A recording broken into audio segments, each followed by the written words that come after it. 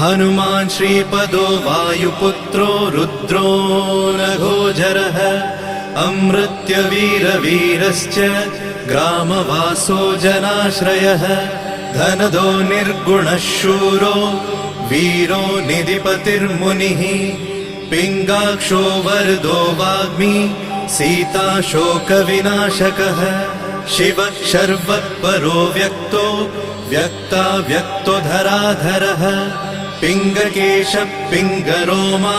श्रुतिगम्यः सनातनः अनादिर्भगवान् देवो विश्वहेतुर्जनाश्रयः आरोग्यकर्ता विश्वेशो विश्वनाथो हरीश्वरः भर्गो रामो रामभक्तः कल्याणप्रकृतिस्थिरः विश्वम्भरो विश्वमूर्तिर्